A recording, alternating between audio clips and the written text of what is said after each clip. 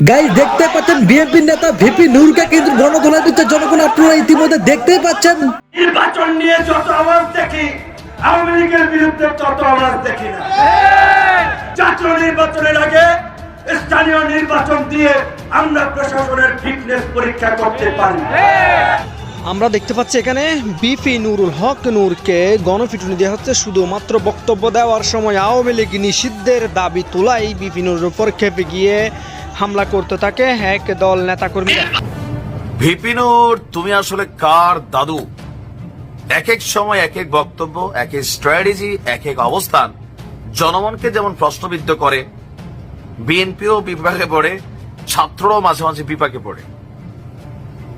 VP নূর এক ভাষায় কথা বলেন, রাশেদ আর এক ভাষায় কথা বলেন, ফারুক কয়েকদিন আগে ছাত্রদের হাতে যে মাইক টাইট খাইছে তিনিও কথা বলেন। জুলাই আগস্ট অভ্যুত্থানে সামনের সারিতে থাকা ছাত্ররা নতুন দল গঠন করতে যাচ্ছে। এই যে ছাত্ররা বলে আমরা খুব জেনারেলাইজ করি, সহজে বোঝার জন্য বলি, কিন্তু আগেও বলেছি যে খুব মনোলিথিক বিভিন্ন রকমের ছাত্ররা ছিলেন।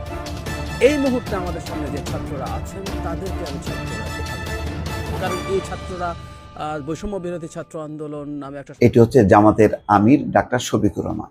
তিনি প্রথম আলোর সঙ্গে একটা সাক্ষাৎকার দিয়েছেন। সেই সাক্ষাৎকারে বলছেন যে বাস্তবতা হচ্ছে যে বিএনপি আসলে কোন তারিখে নির্বাচনটা চায় সেটা তারা নিজেরা জানে না। তারা এক এক সময় এক এক রকম কথা বলছে। অর্থাৎ দেশে অরাজক পরিস্থিতি অব্যাহত, বিভিন্ন ইস্যুতে চাপ বাড়ছে সে দেশের অন্তর্বর্তী সরকারের প্রধান উপদেষ্টা মোহাম্মদ ইউনূসের উপরে।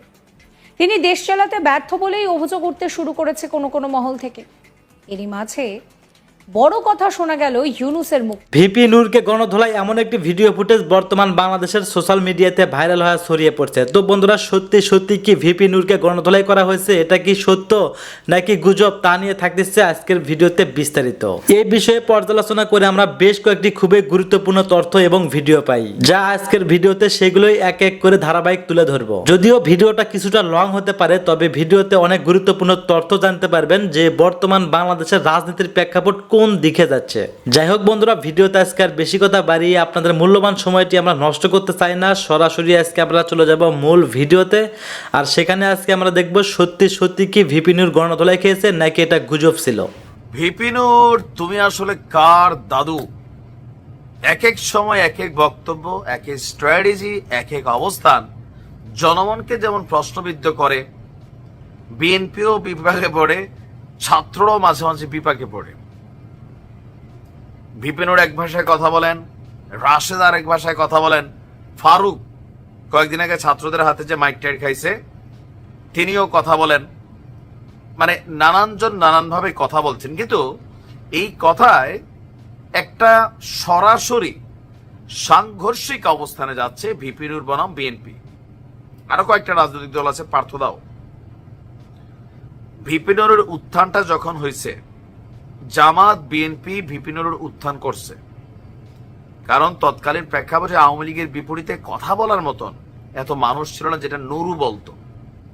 তখন বিএনপি এবং জামাতের কর্মীরা সবাই ঝাঁপাইয়া পড়ছে, টাকা পয়সা দিয়েছে বিকাশের মাধ্যমে, তার রাজনৈতিক দলকে সক্ষম করছে। আর এখন সেই বক্তব্য, সেই দলই আজকে বিএনপির বিপরীতে নিজেদের অবস্থানটা প্রকাশ করছে। কেউ কেউ বলছেন যে ছাত্রদের সাথে হয়তো আবার হাত মিলাই ফেলছেন, অনেক সময় মনে হয় আবার হাত খুলেও ফেলছেন। এখন ছাত্রদের একটা দাবি, জামাতও সম্ভবত চাচ্ছে যে স্থানীয় সরকার নির্বাচন, এটা কিন্তু খুব আলোচনার মধ্যে আছে। এটা অনেক স্ট্র্যাটেজি আছে যে কেন স্থানীয় সরকার আগে হওয়া দরকার অথবা এটা পরে হওয়া দরকার। বিএনপি তাদের মতন ব্যাখ্যা করছে। বিএনপির ব্যাখ্যা হচ্ছে স্থানীয় সরকার নির্বাচন দিলে মূল জাতীয় সংসদ নির্বাচনটা পিছাই যাবে, এই সরকার ক্ষমতায় থাকবে অথবা ষড়যন্ত্র করবে। আবার কেউ কেউ বলছেন যে এখন স্থানীয় সরকার নির্বাচন হইলে বিএনপির প্রার্থীরা অনেক জায়গায় পাশ করবে না, 6 মাসের মধ্যে যা হয়ে গেছে, এখানে জামাত পাশ করে ফেলবে, অথবা বৈষম্য বিরোধীরা যেহেতু তাদের সরকারি ক্ষমতায়, সো তারা একটা প্রভাব বিস্তার করবে, বিএনপি এই জায়গাতে মেম্বার, ইউনিয়ন চেয়ারম্যান, উপজেলা চেয়ারম্যান এই জায়গাগুলোতে তারা টিকবে না। এখন যার যার মতো করে ব্যাখ্যা, বাট বিএনপি বলছে যে ওইটা না, বিষয়টা হচ্ছে কি যে আগে জাতীয় নির্বাচন না হলে এই সরকার লম্বা সময় যাবে, মানুষ গণতান্ত্রিক ব্যবস্থার জন্য অপেক্ষা করছে। এখন ভিপি নূর যেটা বইলা বসলো 2 থেকে 3 মাসের মধ্যেই স্থানীয় সরকার নির্বাচন দিতে হবে।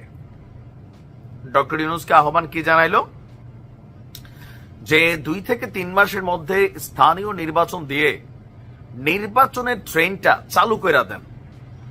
গতকালকে আপনার ফরেন সার্ভিস একাডেমিতে জাতীয় ঐকমত্য কমিশনের বৈঠকে যোগ দেওয়ার ঠিক আগ মুহূর্তে নুরু বলছে, আমরা দেখছি স্বরাষ্ট্র মন্ত্রণালয়ের মতন গুরুত্বপূর্ণ মন্ত্রণালয়গুলো কোনো ফাংশন আসছে না। আপনার এলজিআরডির মন্ত্রণালয়ের মতন গুরুত্বপূর্ণ মন্ত্রণালয়গুলোতে উপদেষ্টাদের মধ্যে সমন্বয়ের মাধ্যমে পুনর্গঠন করতে হবে। এই উপদেষ্টা পরিষদ দেশের স্থিতিশীলতা আনয়নে কার্যকরী পদক্ষেপ নিতে পারছে না। নির্বাচন ডিসেম্বর বা যে সময় হোক আমরা সময় দেব। এখন তুমি সময় দেওয়ার কে নুরু? অনেকে বলেন আর কি, এটা আমার বক্তব্য না, যে তোমার নিজের সিট টিকবে তো। কেউ কেউ বলেন যে বিএনপির বিপরীতে মানে যদি চতুর্মুখী নির্বাচন হয়, ধরুন একটা টিম থেকে আওয়ামী লীগ দাঁড়ায়, আওয়ামী লীগের কথা বাদে দিলাম, বিএনপি দাঁড়ায়, জামাত দাঁড়ায়, বৈষম্য বিরোধী একটা পার্টি দাঁড়ায়, জাকের পার্টি দাঁড়ায়, বা চরমোনায় হেফাজত প্রত্যেকটা টিম দাঁড়ায়, ওই টিমে ভিপি নূর দাঁড়ায়। কেউ কেউ বলছেন যে 1000 ভোটও ভিপি নূর পাবেন না, আর বাকিদের তো অস্তিত্বই থাকবে না। ফ্যান ফলোয়ারের মধ্যে একটা অংশ আছে মোটামুটি, আবার মাঠে আমরা দেখি মানুষের উপস্থিতিও আছে। তো যাই হোক, তার বক্তব্য হচ্ছে যে এই নির্বাচনটা আগে দেওয়া উচিত। এখন কেন আগে দেওয়া উচিত? আমার মনে হয় যে যারা আগে দিতে চাচ্ছে তারাও এই সরকারের অধীনে একটা নির্বাচন কতটুকু সুষ্ঠু হয় এটা সম্ভবত একটা টেস্ট ম্যাচ দেখতে চাচ্ছে।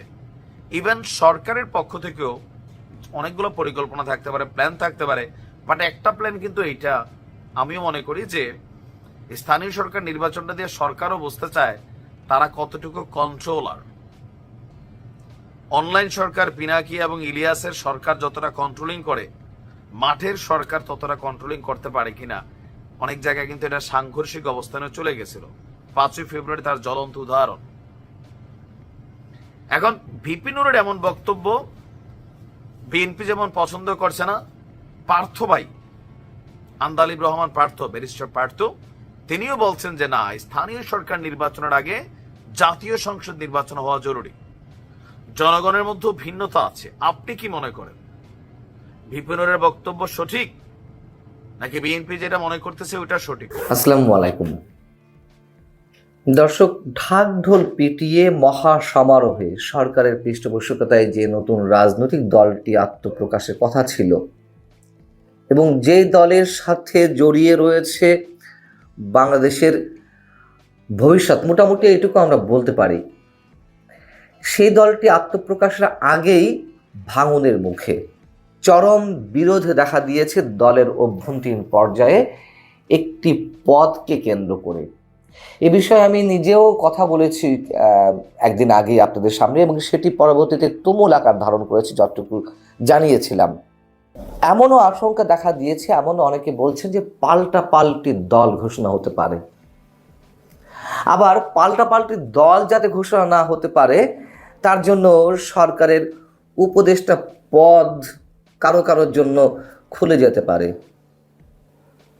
আবার যাকে মাস্টার মাইন্ড হিসেবে উল্লেখ করেন আমাদের প্রধান উপদেষ্টা, সেই মাহফুজ আলমও এই দলকে কেন্দ্র করে রয়েছেন চ্যালেঞ্জের মুখে। বিষয়টি হচ্ছে যে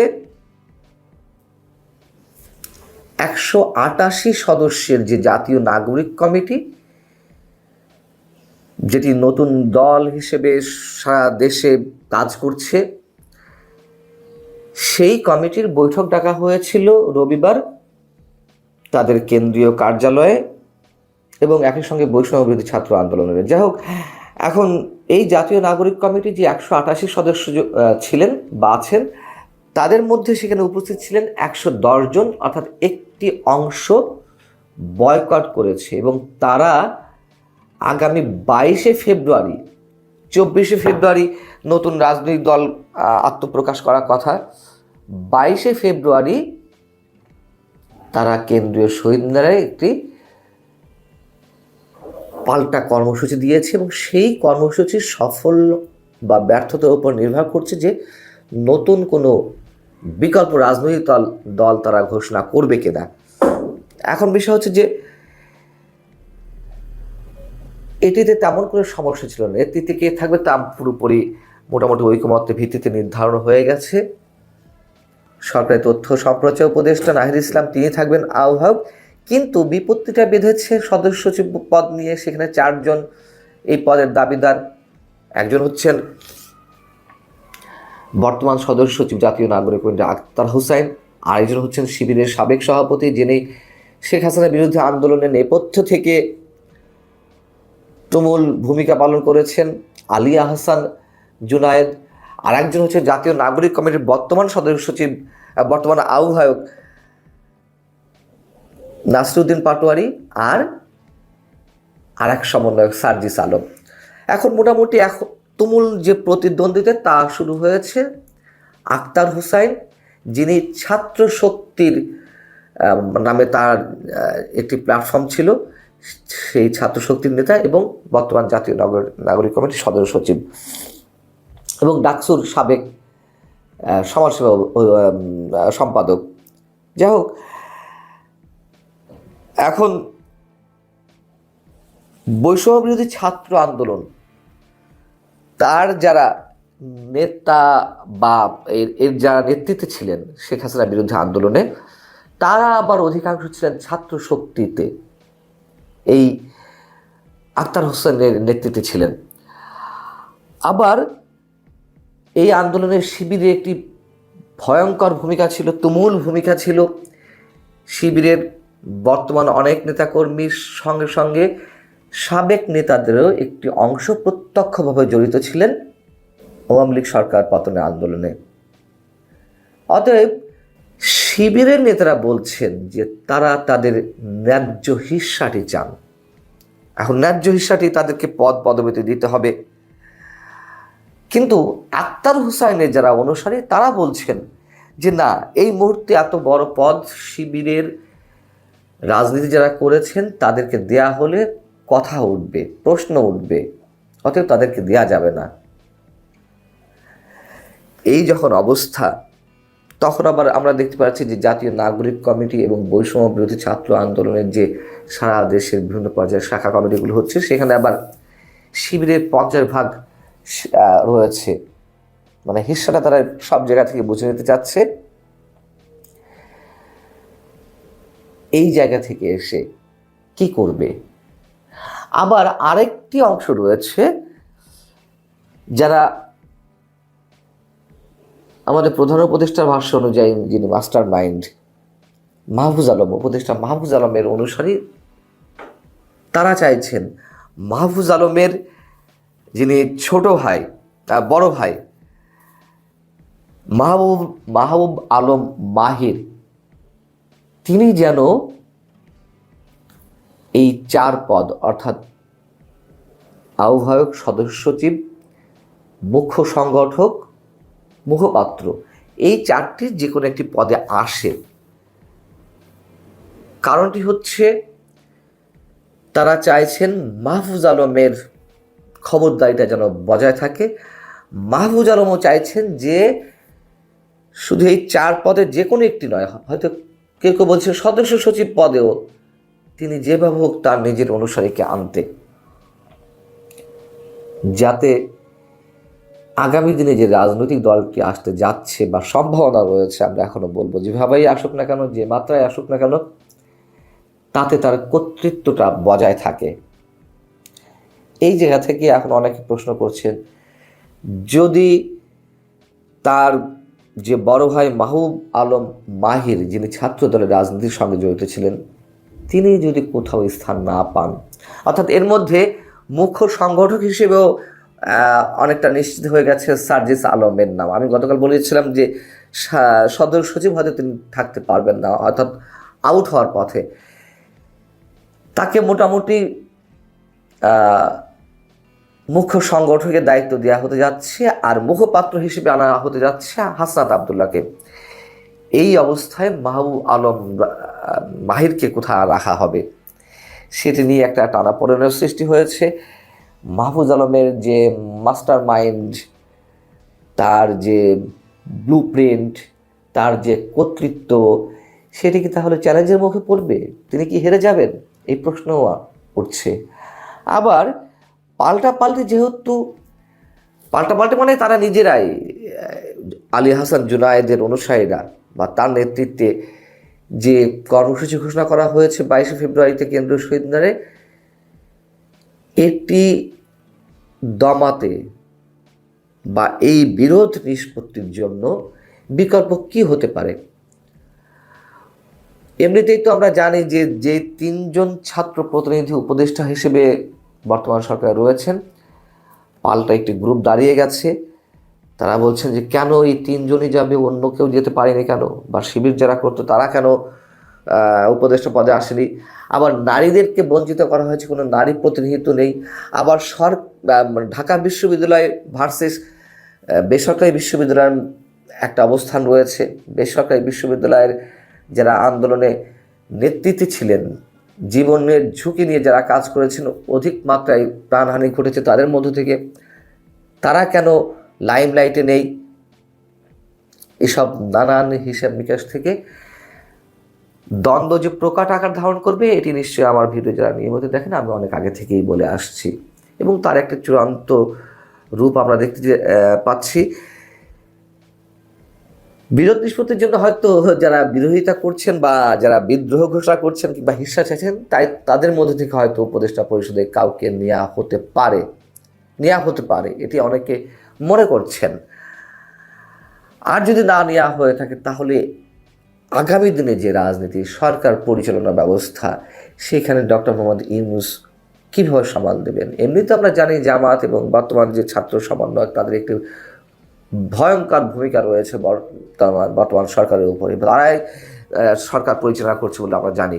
তাহলে এখন পাল্টাপাল্টি দুটো কমিটি মানে দল এলে, সেই দুই দলকে কিভাবে ডক্টর ইউনূস সামাল দিবেন? বা তাদের যে বিভিন্ন ধরনের দাবি দেওয়া, তাদের মধ্যে ঐক্যের ফাটল তো ধরে গেছেই, অর্থাৎ পরবর্তীতে একটি মুখোমুখি অবস্থান নেবে। India today NE, Indian today north east, তারা একটা জরিপ করেছে শেখ হাসিনাকে ভারতে রাখা না রাখা নিয়ে। আমি এটাকে অনেক বেশি গুরুত্ব দিতে চাই তা না, আবার এটা খুব ছোটও না, কারণ এর সাথে আরও দু একটা ইস্যু আমরা একটু যোগ করে কথা বলতে চাই। বিশেষ করে জনাব শশী থারুর কয়েকদিন আগেই আবার কথা বলেছিলেন। শশী থারুর এই মন্তব্যটাও আমার বিবেচনায় খুবই গুরুত্বপূর্ণ। শেখ হাসিনার ভারতে থাকা না থাকা বা তিনি যা করছেন সেটার সাথে দুই দেশের সম্পর্কের ব্যাপারে আমরা আগে জরিপটা একটু দেখতে চাই, তারপর শশী থারুরের কথা দিয়ে আমাদের করণীয় নিয়ে একটু আলাপ করব। ইন্ডিয়া টুডে সম্পর্কে আরেকটা ব্যাকগ্রাউন্ড একটু বলে রাখা ভালো। ভারতে যে মিডিয়াগুলোকে গদি মিডিয়া বলে, India today group is a huge one. তাদের টিভি চ্যানেল, পত্রিকা, বহু কিছু ডেডিকেটেড বিজনেসের জন্য আছে, এন্টারটেনমেন্টের জন্য আছে, রেগুলার নিউজের জন্য আছে, বিভিন্ন রকম। আমরা একটা চ্যানেল দেখব যে ভীষণভাবে শেখ হাসিনার প্রোপাগ্যান্ডা চালায়, আজ তাকও তাদের মানে একেবারে রিপাবলিক বাংলা বা রিপাবলিক টিভির কাছাকাছি পর্যায়ের। সো আমরা এটুকু জেনে রেখে তারপর যাবো যে এইরকম একটা পত্রিকাও যে জরিপ করেছে, সেখানে কি কি ফল পাওয়া গেল। এখানে বলা হচ্ছে ভারতীয় সরকার শেখ হাসিনাকে ফেরত দিতে অনীহা দেখালে উত্তর পূর্বাঞ্চলের 55% মানুষ চান তাকে বাংলাদেশে পাঠিয়ে দেওয়া হোক। 55% উত্তর পূর্বাঞ্চলের। তারপরে বলা হচ্ছে তাকে বাংলাদেশে আশ্রয় দেওয়া ঠিক ছিল কিনা, এই ব্যাপারে মতামতের ক্ষেত্রে 23% বলছে তাকে আশ্রয় দেওয়া ঠিক ছিল, আর 37.6% বলছে ঠিক ছিল না। এটা সারা ভারতে, একটু খেয়াল করি, তারা এটাকে দুভাগে ভাগ করেছেন। একটা হলো তাকে দেওয়ার ক্ষেত্রে সঠিক ছিল কি ছিল না, সেটা উত্তর পূর্বাঞ্চলে 23%, 37% হলো মানে ঠিক ছিল বলছে সারা ভারতে। এই জায়গাটা আমাদের জন্য খুব ইম্পর্টেন্ট। বাংলাদেশে ফেরত পাঠিয়ে দেওয়া উচিত কিনা, উত্তর পূর্বাঞ্চলের 55% মানুষ বলছে ফেরত পাঠিয়ে উচিত, এবং কারণটা বলা হচ্ছে এটা দিয়ে বাংলাদেশের সাথে সম্পর্ক ইমপ্রুভড হবে সেটার কারণে। আর সারা ভারতে এটা 21%, 21.1। তারপর বলা হচ্ছে যে তাকে বাংলাদেশে ফেরত পাঠানো না, অন্য কোনো দেশে ফেরত পাঠিয়ে যদি দেয়া হয় সেটা কেমন হবে। সেই ক্ষেত্রে উত্তর পূর্বাঞ্চলীয় রাজ্যগুলোতে 15% আর সারা ভারতে 29%। কিন্তু এখানে আমার কাছে সবচেয়ে সিগনিফিক্যান্ট যে ব্যাপারটা বলে মনে হয়েছে সেটা হলো সারা ভারতের 37.5% মানুষ মনে করছেন শেখ হাসিনাকে ভারতে আশ্রয় দেয়া ঠিক আছে। তার মানে আমরা যদি উল্টোভাবে দেখি সেক্ষেত্রে 62% বেশি মানুষ মনে করেন শেখ হাসিনাকে ভারতে আশ্রয় দেয়া ঠিক ছিল না। এই জায়গাটা খুব ইম্পর্টেন্ট। তার মানে সারা ভারতে, এবং আবারও বলছি এটা ইন্ডিয়া টুডের একটা সিস্টার পত্রিকা নর্থ ইস্টের জন্য, যেটা ইন্ডিয়া টুডে NE, তাতে এই জরিপের ফল এসছে। তার মানে খুবই বিরাট সংখ্যক 2/3 মতো ভারতীয় মনে করেন তাকে আশ্রয় দেওয়া ঠিক হয়নি। বাংলাদেশে পাঠিয়ে দেওয়া নিয়ে আপত্তি আছে, বাংলাদেশে পাঠানো বা বাংলাদেশে না পাঠিয়ে অন্য জায়গায়, এসব নিয়ে দ্বিমত আছে। বিশেষ করে বাংলাদেশে পাঠানোর ব্যাপারে গ্লোবাল, মানে সারা ভারতের ক্ষেত্রে, গ্লোবাল বলছি না, সারা ভারতের ক্ষেত্রে সেই পার্সেন্টেজটা খুব বেশি না, সেটা হলো 21.1%। আবার নর্থ ইস্ট সেটা 55%। নর্থ ইস্ট মনে করে তাকে বাংলাদেশে ফেরত পাঠিয়ে দেওয়া দরকার। খুবই ইন্টারেস্টিং একটা সার্ভে। কিন্তু আমি এর সাথে একটু যোগ করতে চাই শশী থারুর। এই খবরটা এসছে ফেব্রুয়ারির 11 তারিখে, অল্প কয়েকদিন আগেই। সেখানে হেডলাইনটা এরকম, শেখ হাসিনার সাম্প্রতিক বক্তব্যগুলো জটিলতা তৈরি করছে বলে শশী থারুর বলছেন। তিনি নয়াদিল্লিতে ফরেন করেসপন্ডেন্টস ক্লাবে কথা বলছিলেন। সেখানে আমি একটু পড়ি। বাংলাদেশ ইস্যুকে স্পর্শকাতর উল্লেখ করে সতর্ক করে দিয়ে বলেন, প্রতিবেশী দেশটিতে যদি শত্রুভাবাপন্ন সরকার ক্ষমতায় আসে তবে ভারত ঝুঁকিতে পড়তে পারে। আমাদের সবখানে এই ধারণা দেওয়া উচিত যে বন্ধুভাবাপন্ন প্রতিবেশী হিসেবে যে কোনো নির্দিষ্ট রাজনৈতিক দল বা কোনো সম্প্রদায়ের প্রতি আমাদের উদ্বেগের চেয়ে আমরা প্রতিশ্রুতিবদ্ধ বাংলাদেশের জনগণের কল্যাণের প্রতি। খুব ভালো আমরা খেয়াল করি এই জায়গাটা, আবার দেখি নির্দিষ্ট রাজনৈতিক দল, আওয়ামী লীগকে ইন্ডিকেট করছেন, বা কোনো সম্প্রদায়ের প্রতি, হিন্দু সম্প্রদায়ের কথা উনি আসলে ইন্ডিকেট করে বলছেন, তাদের প্রতি উদ্বেগের চেয়ে আমরা প্রতিশ্রুতিবদ্ধ বাংলাদেশের জনগণের কল্যাণের প্রতি।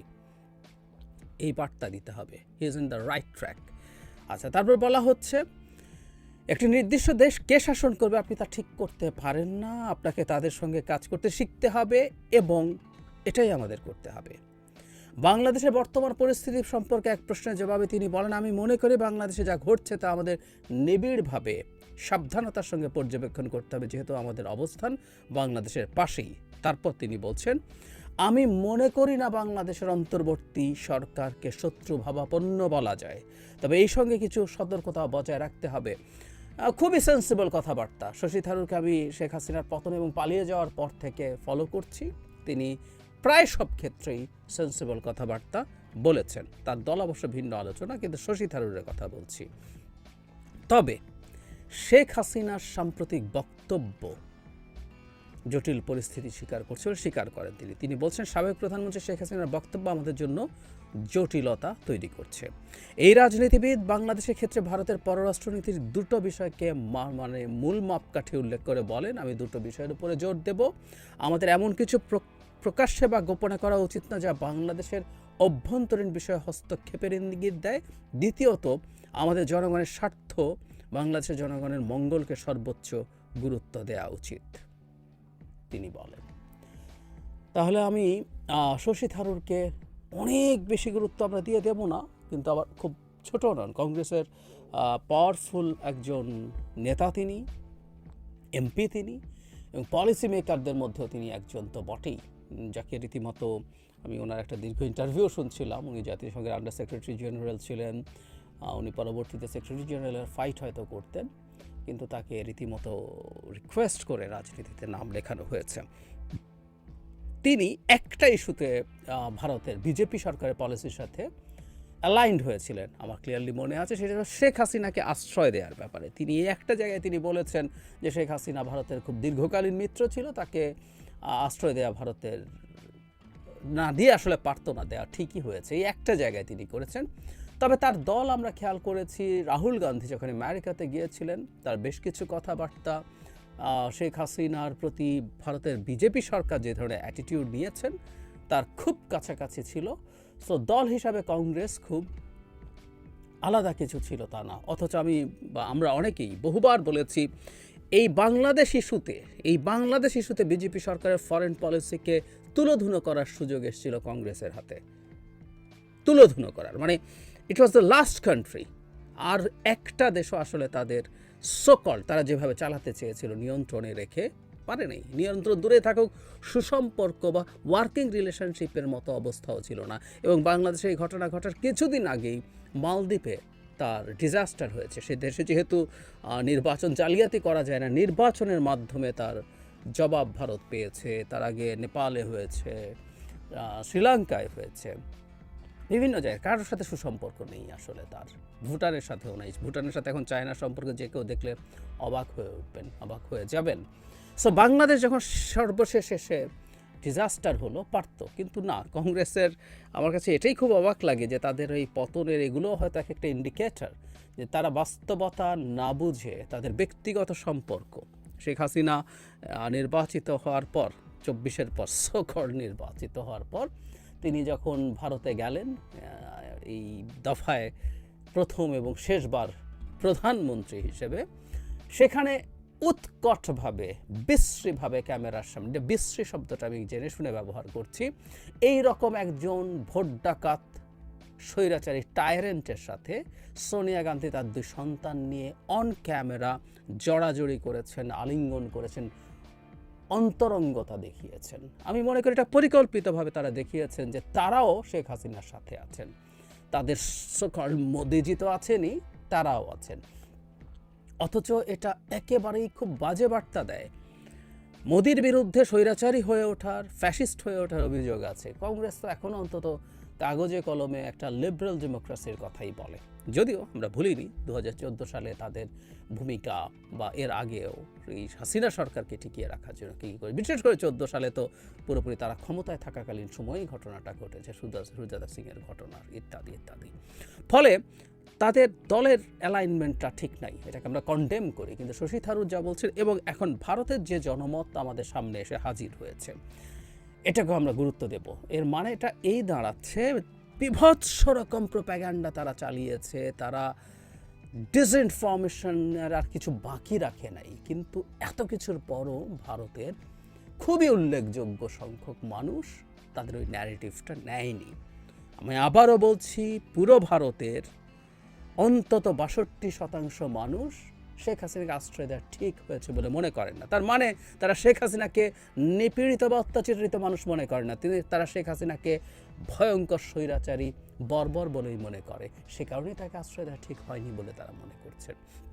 তো এই ডিসইনফরমেশনের মধ্যেও দিনের শেষে মানুষের কাছে তথ্য গেছে। সুতরাং আমরা আশা রাখবো আমাদের এই ক্যাম্পেইন চলতে থাকুক, চলবো, আমাদের মতো করে বলতে থাকবো। ফলে ভারতেও যখন এই চাপ তৈরি হবে, আমি বলছি না শেখ হাসিনাকে বাংলাদেশে ফেরত দেবে, কারণ বাংলাদেশে ফেরত দেওয়ার ব্যাপারে আবার সারা ভারতে আপত্তি আছে, কিন্তু এই percentage will increase. I think এটা 55% আছে উত্তর পূর্ব ভারতে, 7 সিস্টার বলি, কিন্তু এখানে রাজ্য 8টা।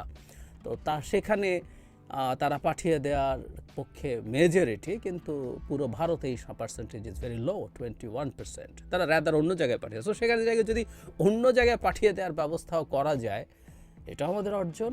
নিদেন পক্ষে এই ক্রমাগত বিভিন্ন দিকের চাপের পরে যদি এরকম দাঁড়ায় যে তিনি চুপ থাকছেন, তিনি রীতিমতো ওই যে গতকালই সম্ভবত তাদের অবরোধ ছিল, ঘোষণা করেছিলেন 20 তারিখ তাদের হরতাল আছে, আমাদের রেডি থাকতে হবে হরতাল নিয়ে, এসব কথা বা ঘোষণা দিয়ে বক্তৃতা করব আমি, বক্তৃতা করে হুমকে দেয়া, সরকারকে অবৈধ বলা, দেখে নেব এসব বলা, এগুলো ঠেকাতে পারা সম্ভব। আর আমি আশা করি বা বিশ্বাসও করি আমাদের সরকার শশী থারুরের সাথে, আমি দীর্ঘদিন দেখেছি, আমি একটু যোগ করতে চাই, যখন প্রথম শেখ হাসিনার পতন এবং পালিয়ে গেলেন, তারপর বিভিন্ন মিডিয়া যখন প্রচুর ডিসইনফরমেশন করছে, তাকেও ভাবছিল প্রশ্ন করে, উনি পার্লামেন্ট থেকে বেরোচ্ছিলেন, যে তাকে প্রশ্ন করে যে তাকেও একই রকমভাবে সায় দেওয়ানো যাবে, কিন্তু উনি খুব স্ট্রংলি ডিসঅ্যাগ্রি করলেন। হ্যাঁ, কিছু ঘটনা মাইনরিটির প্রসঙ্গে বলছেন হয়েছে, কিন্তু আমি তো দেখেছি ওখানে মাদ্রাসার যারা টিচার আছে, স্টুডেন্টস আছে, তারা হিন্দুদের ঘর বাড়ি মন্দির পাহারা দিচ্ছে, এবং তেমন মেজর কিছু হচ্ছে না, এসব কথাবার্তা বলছেন এবং জনগণের এই যে অর্জন, এই যে বিজয়টাকে কনগ্রাচুলেট করা উচিত এসব বলতেন। শশী থারুরের সাথে যোগাযোগ বাড়ানো দরকার, তিনি তার দলের মধ্যেও যাতে এই ব্যাপারে একটা পজিশন তৈরি করতে পারেন। সো ভারতের বিভিন্ন জায়গায়, সেটা পলিটিক্যাল এলিটস, বিজনেস এলিটস এবং পাবলিক ইন্টেলেকচুয়ালস যারা আছেন সিগনিফিক্যান্ট, তাদের সাথে এই ধরনের একটা যোগাযোগ সরকারের দিক থেকে হওয়া দরকার, যাতে তাদের জনমত সরকারের ভেতরে, সরকারের বাইরে, রাজনৈতিক পরিসরে, সিভিল সোসাইটিতে, নাগরিকদের মধ্যে, ব্যবসায়ীদের মধ্যে বিভিন্ন জায়গায় এটা হয়। কারণ ব্যবসায়ীরাও ভীষণ রকম ক্ষতিগ্রস্ত হচ্ছে মোদি তার সরকার দিয়ে বাংলাদেশের সাথে যে বাজে আচরণ করছেন। সুতরাং এটা যদি করা যায়, একটা সামষ্টিক চাপ তৈরি হবে ভারতের ক্ষমতাসীন সরকারের ওপরে। যতই স্বৈরাচারী হয়ে ওঠার চেষ্টা হোক না কেন, বিজেপি সরকার এখনও একটা মোটা দাগে গণতান্ত্রিক সরকার, তাকে এখনও বহু নির্বাচন করতে হবে। ওদের তো একবার একটা নির্বাচন করে ফেললেই হয় না, তাদের প্রচুর বিধানসভা নির্বাচন আছে, একটার পর একটা হতে থাকবে। সুতরাং তাদের সতর্কতার জায়গা নিশ্চয়ই আছে। আমরা আমাদের জায়গায় ক্যাম্পেইন এবং সরকারের দিক থেকে যোগাযোগ। ধন্যবাদ প্রিয় দর্শকবৃন্দ, আমাদের ফুল ভিডিওটি দেখার জন্য আপনাকে জানাই অসংখ্য অসংখ্য ধন্যবাদ। তো বন্ধুরা, ইতিমধ্যে ভিডিও ফুটেজ দেখে হয়তো বুঝতেই পারছেন যে ভিপি নূরকে গণধোলাই দেওয়া হয়েছে, এটা কিন্তু একটা ফেক এবং গুজব ছিল। দয়া করে আপনারা কেউ গুজবে কান দেবেন না, সম্পূর্ণ ভিডিওটি দেখবেন এবং সঠিক তথ্য জানতে পারবেন।